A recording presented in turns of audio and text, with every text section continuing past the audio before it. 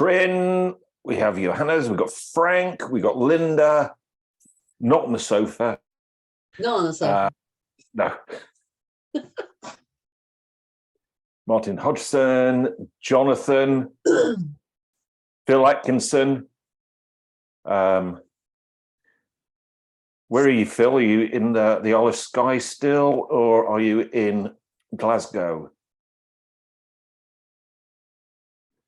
Or maybe you're in the Mull of Kintyre.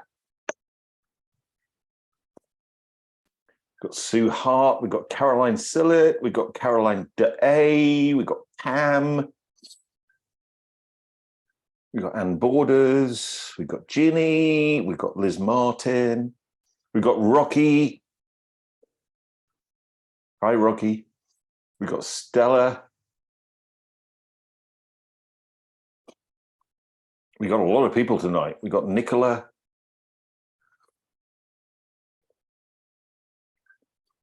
Who else have we got? I can't see everybody. We've got Pat O'Connor. We've got Carmel. Mavis Kerrigan. Mavis, haven't seen you for a long time. Good to see you. We've got Tom out in the Netherlands. Hi, Tom.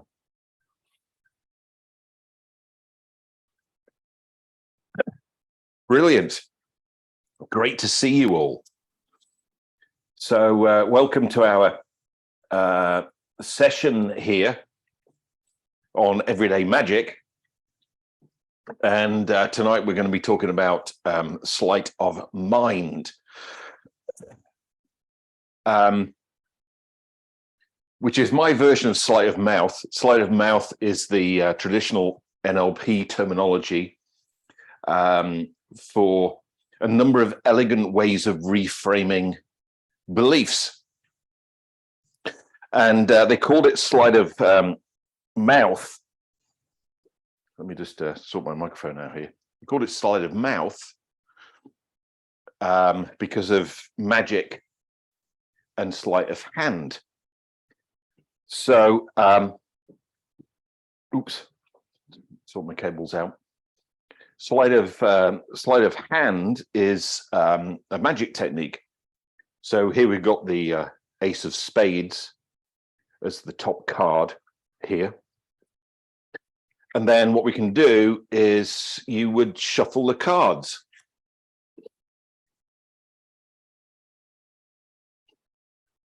Like this. Appears to be a regular shuffle, but now the Ace of Spades is the bottom card, which you can do a number of things with. And then you can shuffle again, and you can shuffle as much as you want. And now the Ace of Spades is the top card. So that's sleight of hand. It takes a bit of practice to be able to do that. So sleight of hand, sleight of mouth, and what I call sleight of mind is a way of, if you want, doing magic. And this is everyday magic, right? So sleight of mind, as I call it, is how can you do those kind of, let's call it tricks, with somebody's mind in an empowering way. So here's a little bit of a caveat on this, in that when we use sleight of mind patterns, we'd want to make sure, one, that we've got rapport,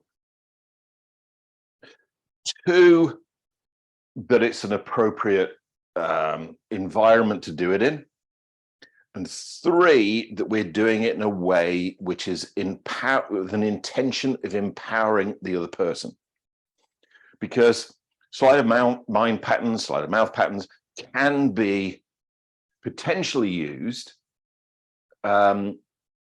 with somebody in a disempowering way. So this is what I'm gonna, this is our caveat on this. Everyday magic, we want to do this with in an empowering way. So this is these are elegant ways of doing conversational belief change. So the structure of beliefs is that they are always in two formats: cause and effect. A causes B, but in a disempowering way. So, you know, if X happens, then I do this particular thing, I feel this particular thing in a disempowering way. Or because I'm 60, causes me to be slow in my thinking. There's an example. Or what we call in NLP a complex equivalence. A means B. I'm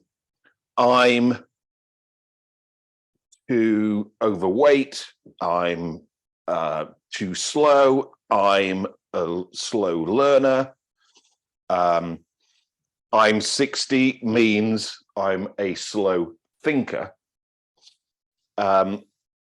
So these are the structure of all of our beliefs, which are really the rules that we run our life by, whether they're empowering rules or disempowering rules. And what sleight of mind patterns do, and this isn't my idea, this is Tony Robbins from his book Unleash the Power Within. He says that beliefs are like a tabletop. So you've got your A causes B, A means B, and the table has legs on it, which, as you'll see again, this is the reason why I'm an NLP master trainer, not an artist. This is actually meant to be a table, and the table has legs, and the legs are why we believe that, or what Tony Robbins would call your reference experiences that have caused you to build this table, whether it be an empowering belief or a disempowering belief. What sleight of mouth patterns do, it's a bit like a bowling ball. So imagine this is a bowling ball. What we're doing is we're throwing a bowling ball at the legs of the table. And, you know, we might get a complete strikeout where we take all the legs out in one go. Or normally my experience of bowling, it goes down the side of the lane and I don't take any of the skittles out. And, you know, this is the art and the science. The science would mean that you could do a sleight of mind pattern and we take all of the legs out of the table in one go. You might just manage to do that. Or you might do a bowling ball sleight of mind pattern and take none of the legs out. That's okay, as long as you've got rapport and you're doing it with the appropriate intention. Now, there are 16 sleight of mouth or sleight of mind patterns, as I'm calling them. And 2 of them we did last week, which was context reframe and meaning reframe. So I haven't got time to teach all of the other 14 patterns tonight.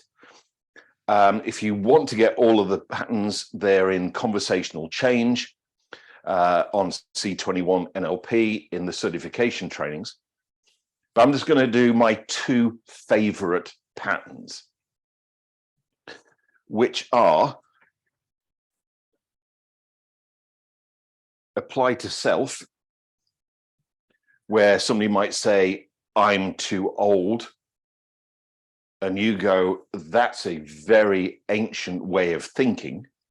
apply it to the to self, or a redefine, where somebody says A causes B, A means B, and what we do is A doesn't cause B, A doesn't mean B, it means C, and that's D.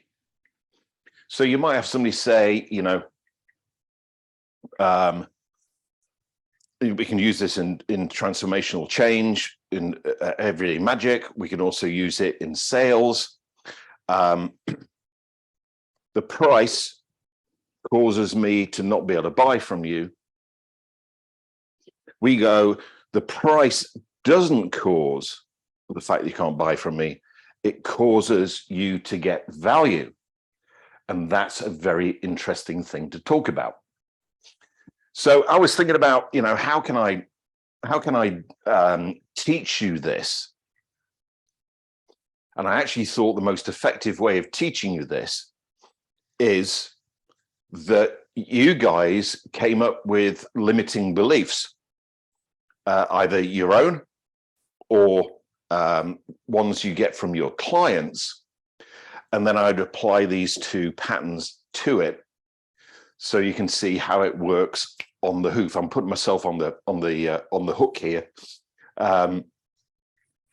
So who's got a limiting belief or a limiting decision, or what's a limiting belief or limiting decision that you hear from your clients or potential clients that you have no clue how to deal with? And then I will apply one of these patterns to it.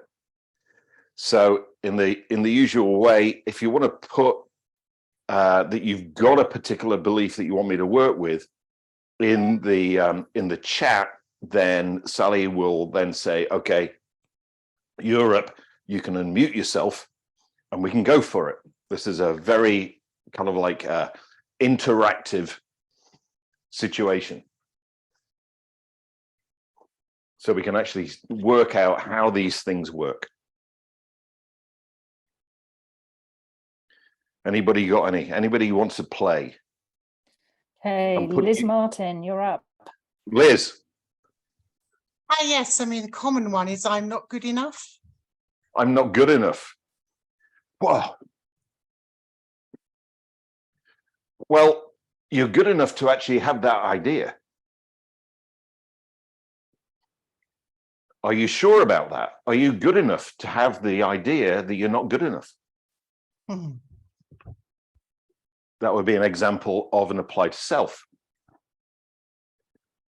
Who are you to say that you're not good enough? Would be another apply to self. And Liz, here's how we could do this one here. Because what you've given us is a complex equivalence. So I might go, you're not good enough because. What would be the answer to that? Everyone's better than me. Everybody's better than you. Okay. So the fact that everybody's better than you doesn't mean you're not good enough.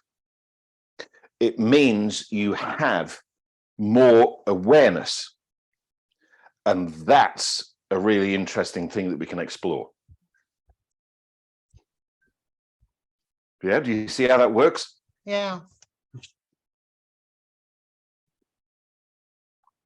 And then Yeah, it redefines and it redirects the conversation into now the person having more awareness than not being good enough. Now, the thing with this is that you're not necessarily going to be able to knock all the legs out underneath the table in one go. But then the client will come up with another answer, which will be of this format.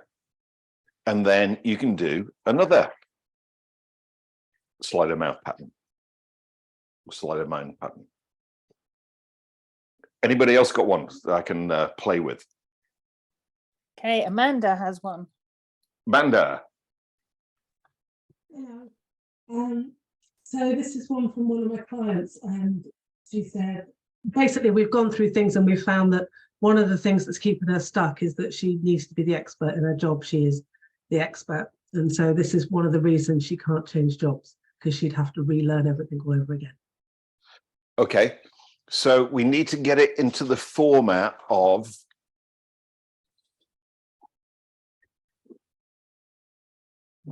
a cause and effect or complex equivalence. Ah, I thought I'd done that, so I haven't. Okay, so give it me into that format. If I change jobs, I won't be the expert. Okay, Is that right? yep, that would be a complex equivalence. No, actually, no, it's cause and effect. If I change jobs, then I won't be the expert. Yeah.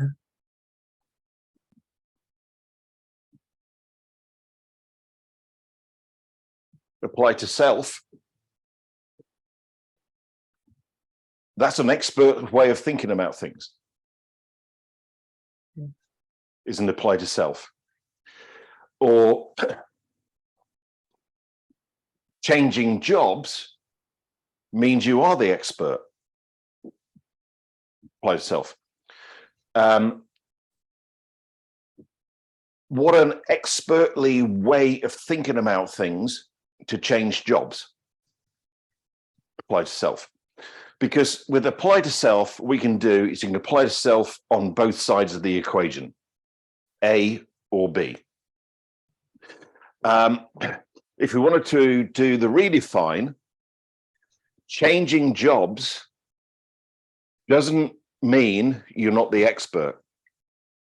It means you're really going for things. And that's a really great way of thinking. Or even you can do a combination.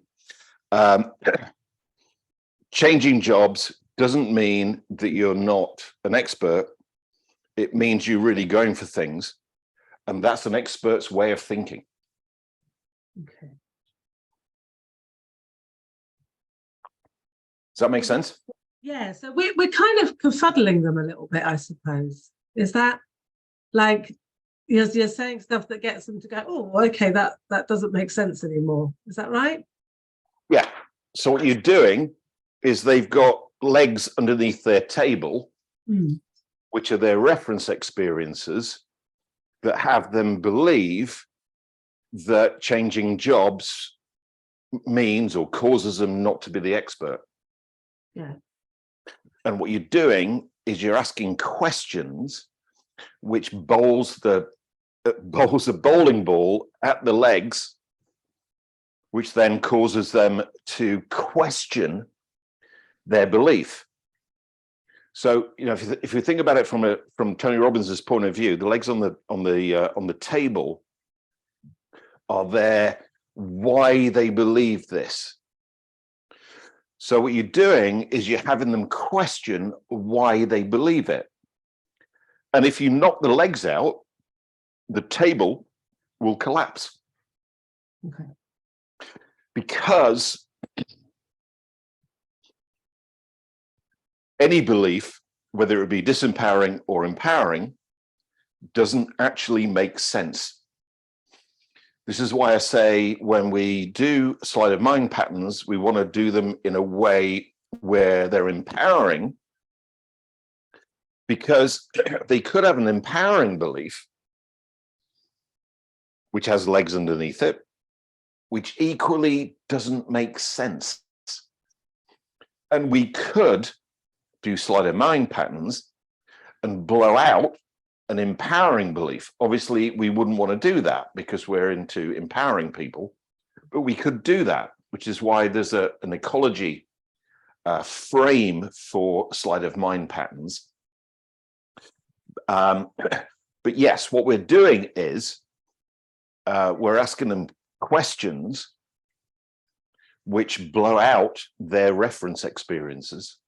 And if we do it enough, we'll blow them all out. And that means the belief will disappear. Cool. Thank you. Does that make sense, Amanda? Yes. Yeah, cool. Sally, anybody else got a Ella has a question. Ella? Hello. Hello. So recently, someone said to me, I can't join your team because I'm no good at selling, because it involves selling products. Okay. I can't join your team because I'm no good at selling. Apply to self. How did you sell yourself on that belief? I like that one. Or apply to self on the other side, we can go like,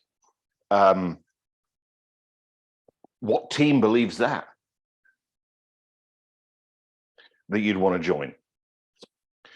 Or you could do this one, not being able to join your team doesn't mean or doesn't cause you, not being able to sell doesn't mean or cause you to not be able to join our team.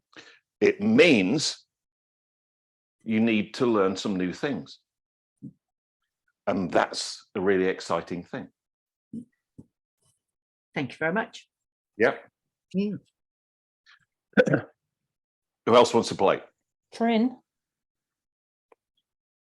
Who is that? Sorry? Trin. Trin. Yeah, thank you, Polly. Hi, David. Trin. So, yeah, I have a limiting belief that I can't do many things in my life because I don't have enough money. That's a really expensive limiting belief to have, I know. which isn't applied to self. So, or we could go, so what else are you doing in your life that's causing you to not make more money? To be honest, I'm earning quite a good money. Okay. But I still want to have more, so I can do more. Okay. So not making enough money doesn't cause you to not be able to do the things in your life. It causes you to have so many options. And that's a great thing. So what other options do you have in your life? I have many options. I'm There you living a go. good life. There you go then. So that's both a apply to self and a redefine. Yeah. Okay. I think actually, Trin, you should stop thinking so cheaply.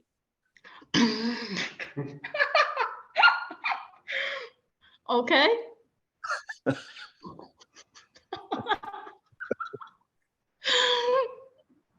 You see how this works? Yep. I mean, obviously, we're just having a conversation. We're not doing therapy or anything like that. And we already start knocking the legs out underneath the table. Okay. I think I mean, about it. how much is not following your options in your life costing you money? Can you say it again, please? How much is not following your options in your life costing you money? Yeah, it's hard to say.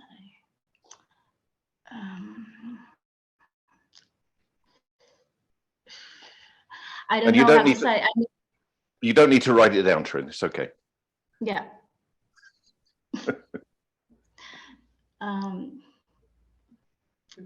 Yeah. Okay. I think I need to reframe it, and I need to think more about it.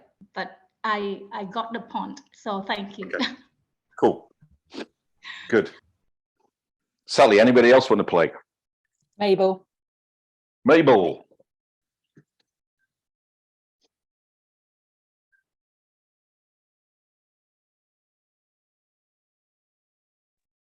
Mabel has disappeared. Yeah, I'm here.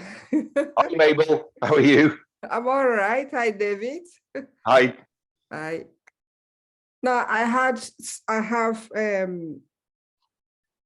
this with clients. They want my products, they want my treatment, but they always have the excuses that I can't afford it, or Right. I will think about it, or I have to discuss it with my husband or partner or whatever. And then I know they are not coming back again. Okay. Well, they might not. And if you wanted to reframe it, Mhm. I can't work with you because I can't afford it. That's an expensive way of thinking. Would be an apply to self.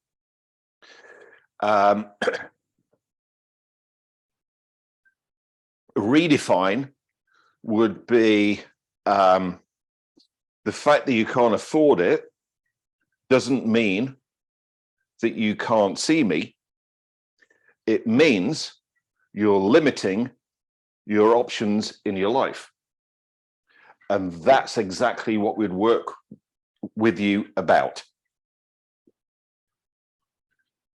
Mhm. Do you want to book now? Yeah, exactly. Yep. Or apply to self. If you want to apply it to the other side, I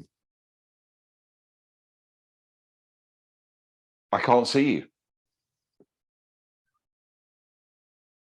Because they said they can't see you.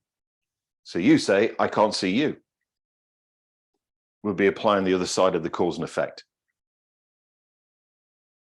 Okay. Yeah. And none of these are guaranteed to work, you know, but they are structured in this particular way.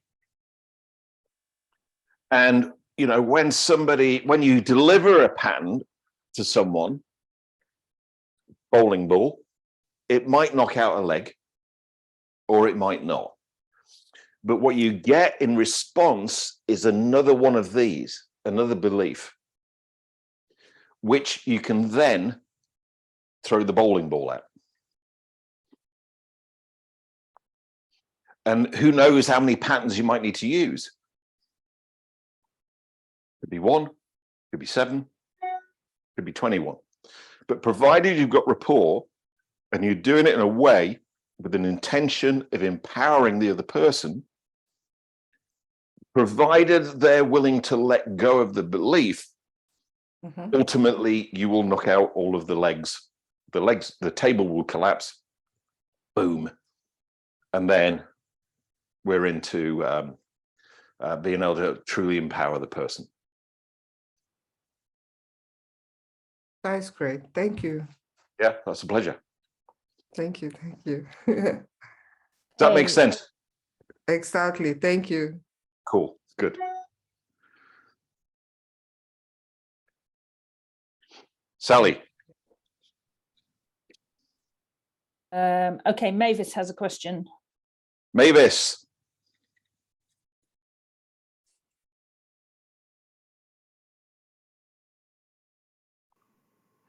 Okay, yeah. I want to make some teaching videos, but I'm not good on camera, so I'm procrastinating about it. Okay. Mavis, you're on camera now. I know. As soon as I said it, I realised.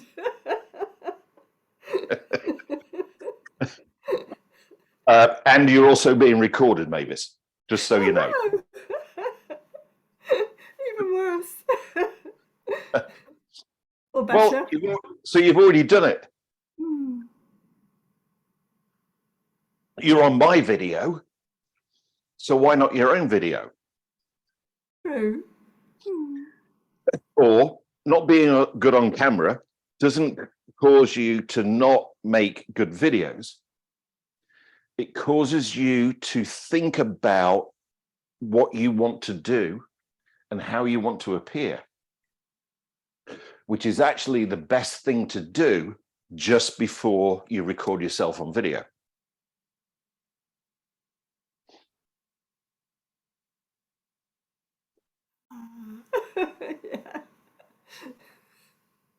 Yeah. Yeah, Yeah. Thank you. it's a pleasure. Even though I've been shuffling the cards, the ace of spades is still on the bottom. Or it was, at least it was, except now it's on the top. Wow.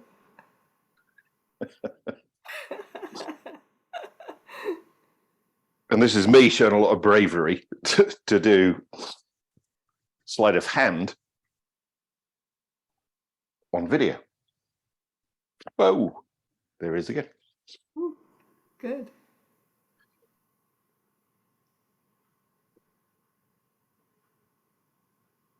Oh, back on the top again.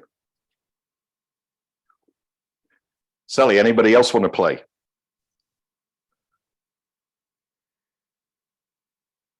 Liz Martin has another one. Dropped a card. The 5 of hearts. Liz Martin. Actually, I think it goes back to the same thing as before. It was, Right.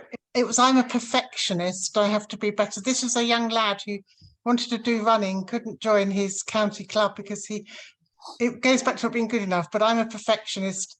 I can't fail. It's no good being number 6. I have to be number 10. Okay. Perfect.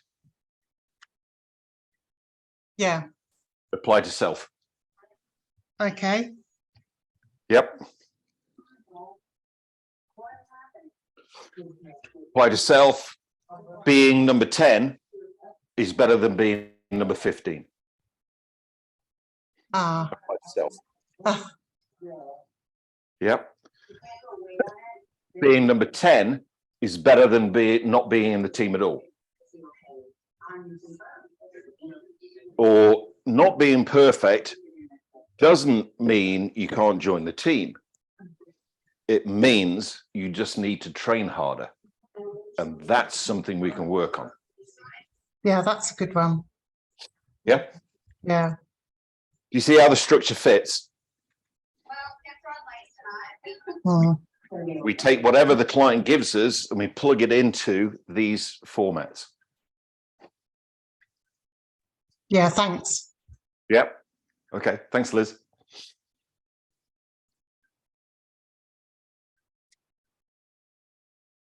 Okay, Ginny, you have, I believe. Ginny.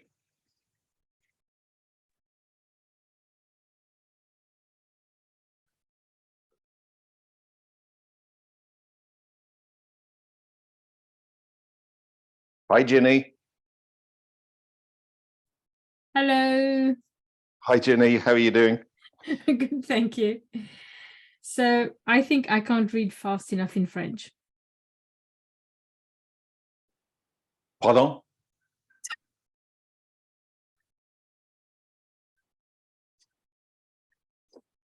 Parlez-vous français?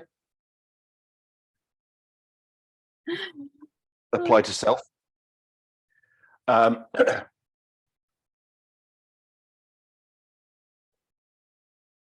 You gave me that limiting belief really quickly. Had years of practice. Could you give me that limiting belief in French?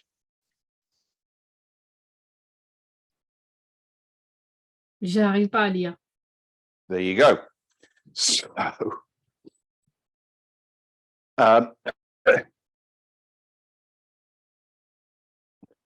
not being able to read quickly in French doesn't mean you can't be. We didn't really get it in this format, but not being able to read quickly in French doesn't mean that you can't speak French, because you just have, and that's really exciting.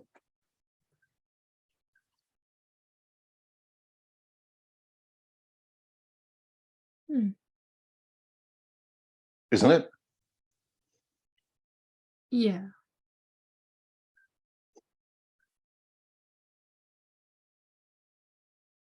Which is how you'd plug that into these particular structures.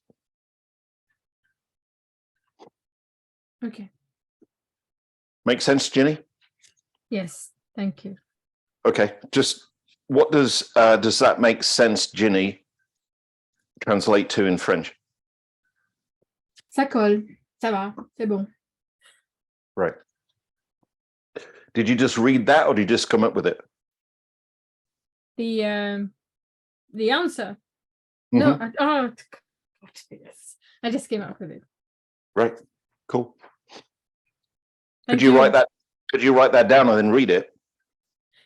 No. No, you couldn't. What would stop you?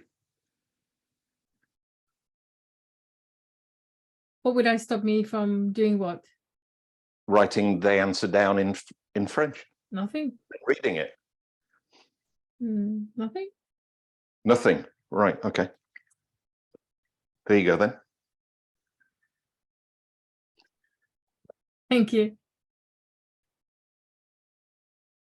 Anybody else want to play?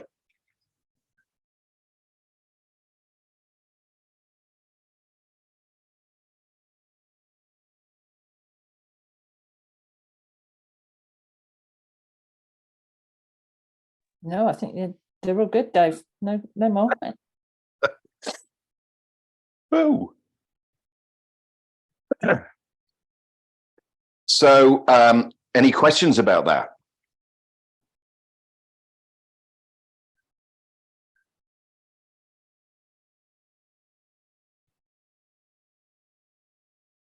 Or is everybody totally blown away?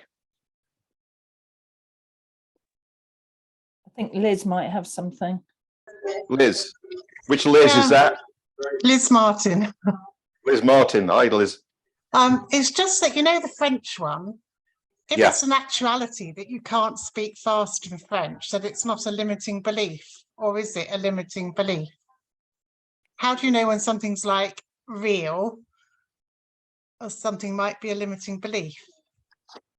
Okay. Well, I used to think that I couldn't do card magic. And, you know, now I've just messed up these cards like crazy because some of them are back to back and front to front and all that kind of stuff. But then you see now that they're all the right way up, except one card. So everything's a limiting belief. Everything. Everything. Now, you know, if I go like, well, I'm not 6'4", or as not as tall as Tony Robbins, and my hands aren't as big as Tony Robbins, and my teeth aren't as big as Tony Robbins, then, you know, I'm 6 foot. I'm not 6'7". But anything about our ability and what we can do and what we can't do is a limiting belief. You know, I had a guy do a training with me and he'd had an accident and he'd lost 2 of his fingers. And he wanted to be able to play the guitar. And he said, but I can't play the guitar because I've lost 2 fingers on my left hand. To which I said, have you ever heard of Django Reinhardt? Which he hadn't. Django Reinhardt was a phenomenal guitarist. And when he was a kid, he lived in a caravan. He was a gypsy, lived in a caravan, and they had a fire. And he lost the fingers of his hand, left hand. So he only had 2 fingers. And Django Reinhardt was an amazing, absolutely amazing guitarist. So, you know, to be able to say, I can't play the guitar because I've only got 2 fingers is just not true. There's a Japanese gentleman who doesn't have any hands. and he wanted to play the piano. So he plays the piano with his feet.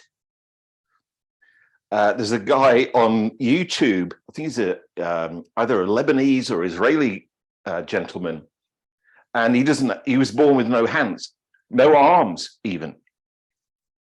And there's a video of him playing a YouTube song and singing. And I'll search for it and put it up in the group, because I think this would be good. And he plays the guitar whilst singing this YouTube song, sorry, U2 song, with his feet.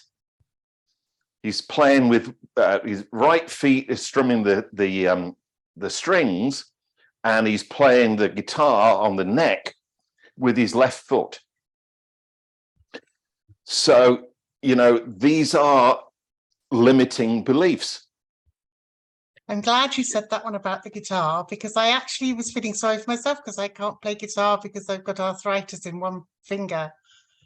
And now you've inspired me to think again.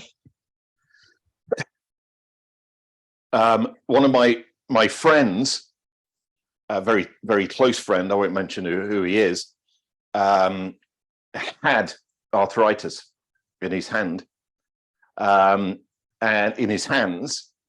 And he's actually, I believe, one of the best guitarists in the world. He actually healed the arthritis by playing the guitar. Ouch. Not ouch.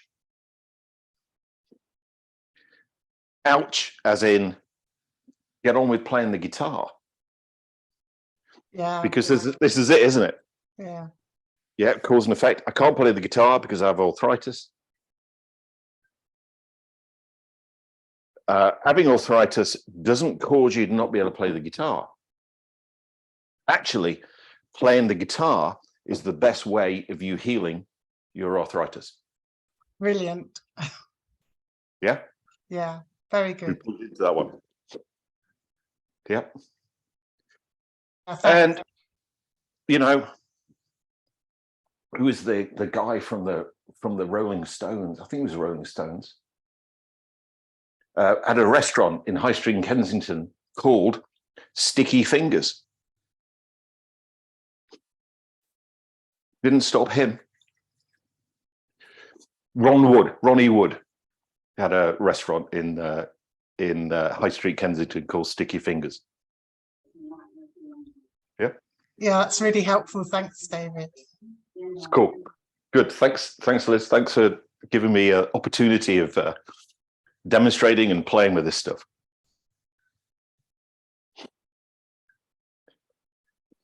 Okay. Any other questions? Yeah, Or you've anybody else got want to play? another one from Mabel. I'm doing free therapy here. Yeah, you're doing another one. You've got another one from Mabel. Okay, Mabel. Dave, thank you again. This is me. This is for me. I have this technophobia about computer, about technique. I freak up anytime I have to do anything on socials or something. How do I get over that at least? So you freak out. Yeah, I always. Technically, how do you do that?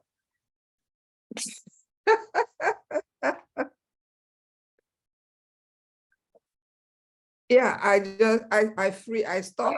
I think I'm doing everything wrong.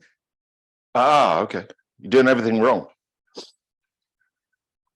including freaking out. Yeah. Oh, That's yeah. just Oh, wrong. Oh, yeah. Oh, yeah.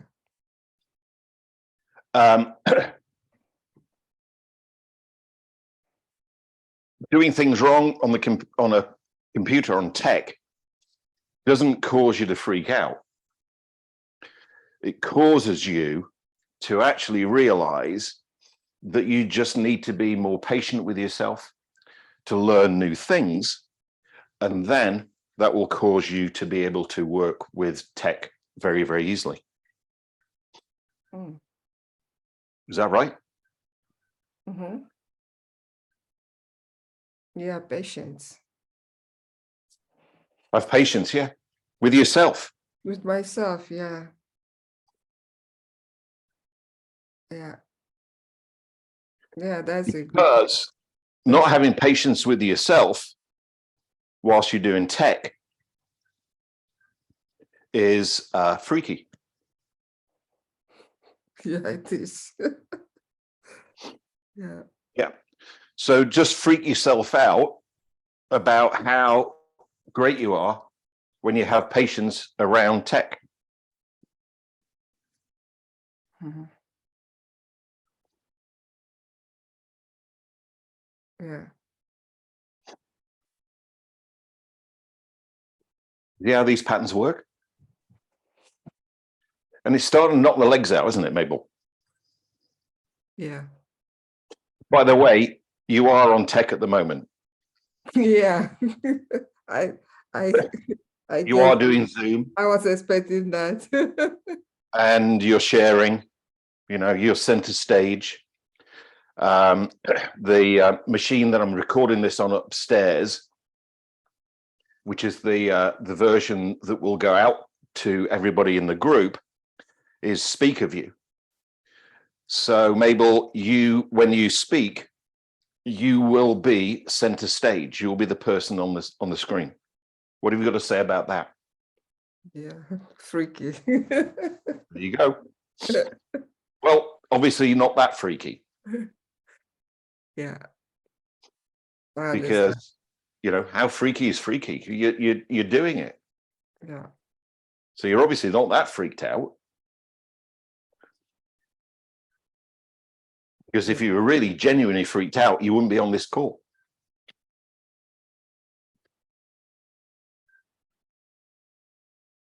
Yeah. Yeah? Thanks. Yeah. It's okay. Thank you.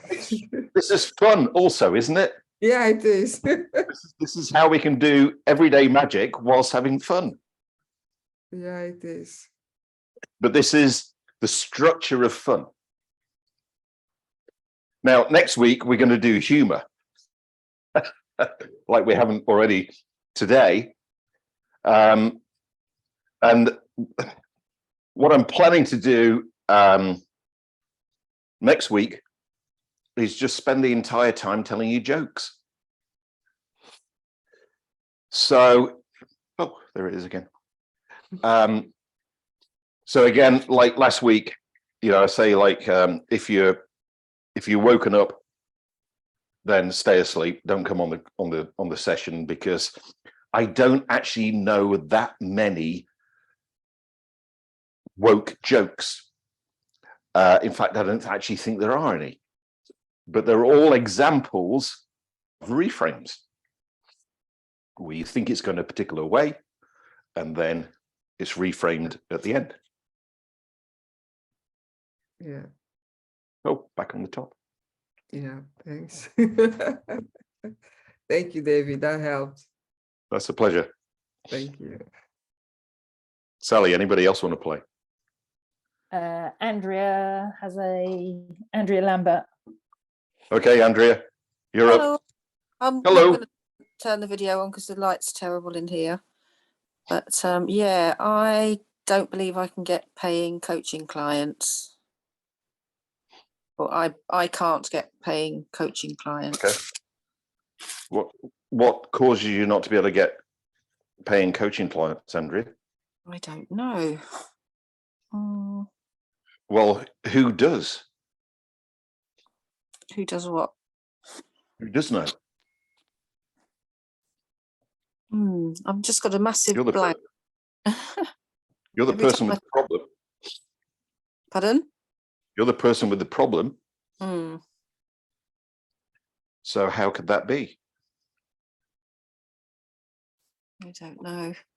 What stops you? Got nothing.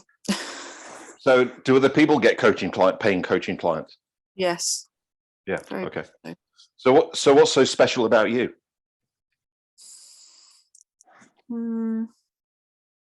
But my uncanny ability to not get coaching clients, you mean? Don't know. I feel like I've frightened people off with my terrible sales technique. Blimey, that's scary. Mm. I think I make conversational change quite often, but just don't get paid for it. Yeah, that's the thing with conversational change. You don't get paid for it because people don't know you're doing anything, which That's is why right. you always need to make sure that you're paid up front Yes. rather than giving it away for free, Mm. which is what you're currently doing. Yeah, definitely. Yep. So it's not your terrible sales technique that's causing you to not get paying clients. It's the fact that you're giving it away for free. Mm-hmm. And that's something that we need to look at from a business perspective. Mm. Yeah. You know, one of the things is that I do when I'm working with a new client is I always go with the intention of enabling them to get to the result. And sometimes I enable them to do that in the consultation call. Mm-hmm. And they say, I don't need to see anymore because my problem's disappeared. Yes. And my belief is, you know, I think it was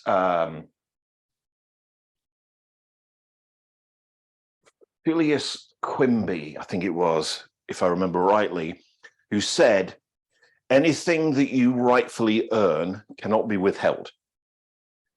Anything you don't rightfully earn, you'll pay for. Mm. My belief is that if I have a consultation call with somebody and they get the result just as a result of speaking to me, and therefore they don't pay me anything, I've created value. Mm. And that value will come back to me in some way, shape, or form.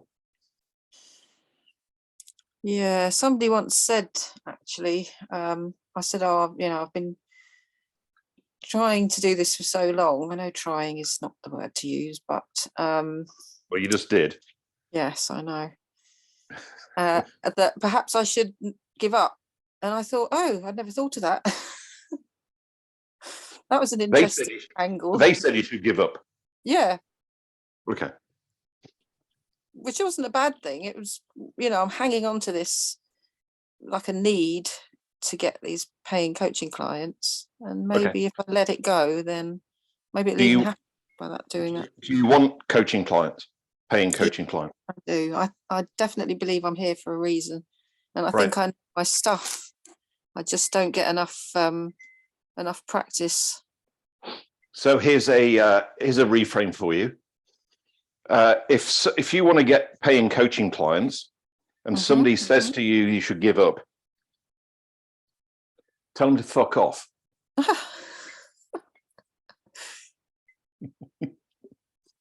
It was a really nice person, some big NLP person, actually. All right. Yeah, I probably wouldn't do that. It was online. Hopefully somebody I didn't train. Sorry? Hopefully somebody I didn't train. No. Good. Anyway. Okay, I'm going to listen back to that and mull it over. Like someone else was saying, I think just befuddling your structure can be helpful as well. That is exactly what we are doing. Befuddling your structure. Yeah. And if anybody on this call wants to practice, I'm happy to put my email if that's okay. I don't know if that's all right to do. But Andrea, yep. They have to pay. Right. Okay. Anybody want to pay me for some coaching? There you go. Well, I can't hear anything. you just asked, Andrea. Yeah. And that's the key thing. Is asking for the money. And then let money. it go, isn't it, David? Yep. Okay. And Thank then you. But you just asked. You just asked to be paid for coaching to around about, I don't know how many people we've got online at the moment, around about 50 people. Mhm. And that's not including the people who watch it on the recording. Yeah. So I expect to have floods And- of responses. And if you don't ask, you won't get. Yeah. Because, you know, one of the things that when I do sales training, I get this, people say, I can't do that because I might lose the sale. You haven't got the fucking sale, so you've got nothing to lose. Mm.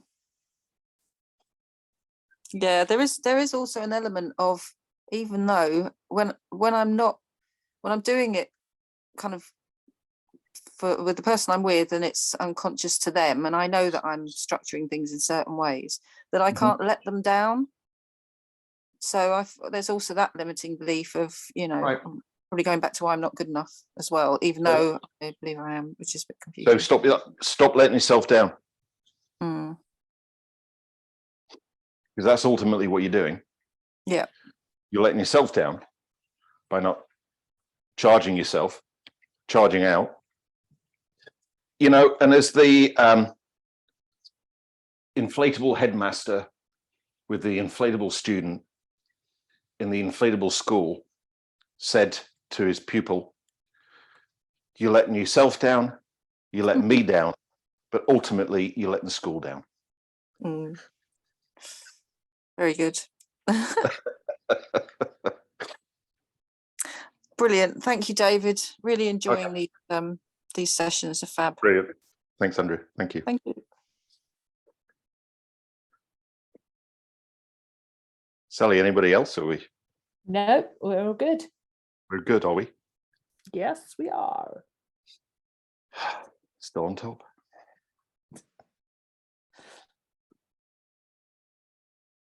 Sleight of hand. Now on the bottom.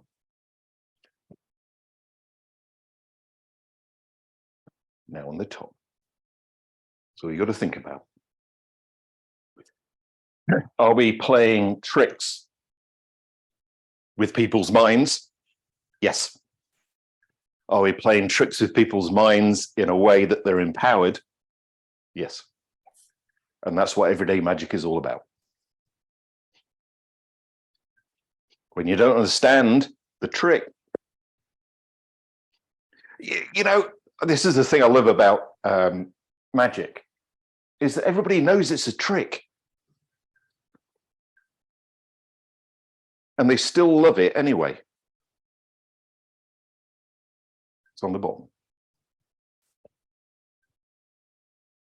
It's on the top. And that's what sleight of mind is all about. So tune in next week, and I'm going to teach you a technique which I discovered, and I'll tell you how I discovered it next week, which is called